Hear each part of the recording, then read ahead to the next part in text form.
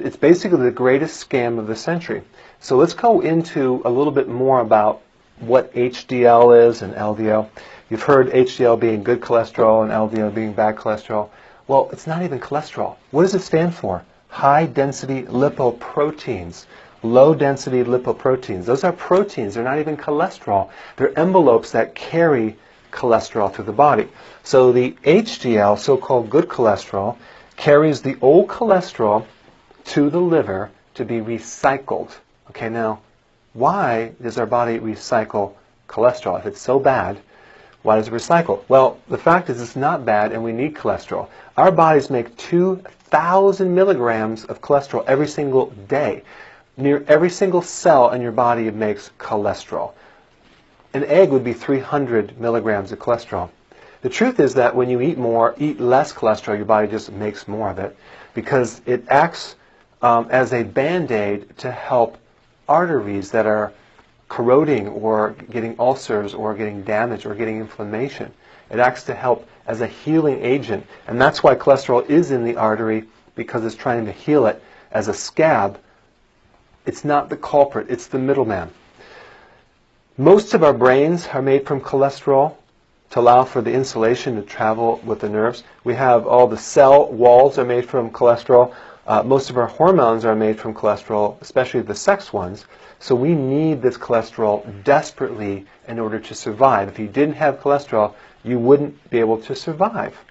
And cholesterol is also needed to make vitamin D to help convert and increase the calcium into the blood so then we can take the other vitamins to transport into the bone.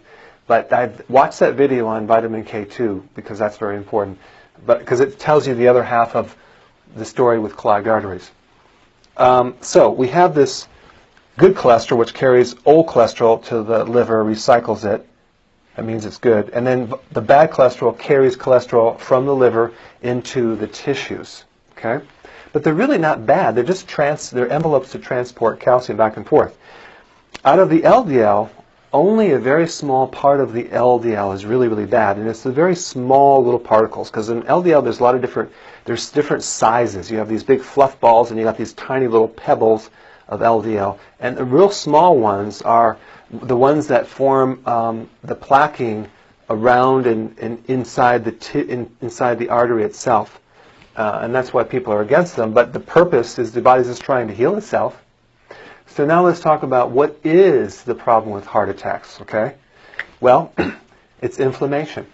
It's inflammation because the wall of the artery is damaged from inflammation.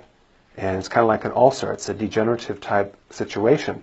And that's why the cholesterol and the calcium comes in to help heal it, and then that's the clogging factor.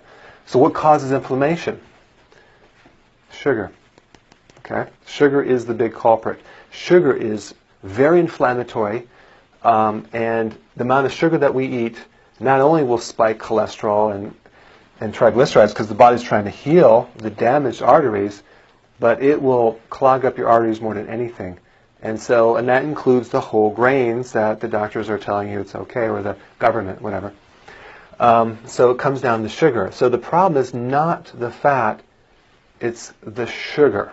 Okay? So that's interesting. The other thing that causes inflammation is having an adrenal problem as well, because your adrenal gland secretes cortisol, and cortisol is a natural anti-inflammatory, but when you lose that effect, you end up with inflammation in the body. But in a thumbnail sketch, you don't have to be afraid of cholesterol anymore. You can go ahead and consume cholesterol. I've been eating 4 eggs every single day for the last 20 years. My cholesterol is about 160, 170, 160, which is totally normal. And lastly, I want to tell you something. How do you increase the good cholesterol? To increase good cholesterol, you have to consume egg yolks, butter, and cheese. That's right. Egg yolks, butter, and cheese, especially from grass-fed cows, will increase the good cholesterol. Okay, what increases bad cholesterol? Sugar and junk food. Okay? So, I hope that helped a little bit unbrainwash you with this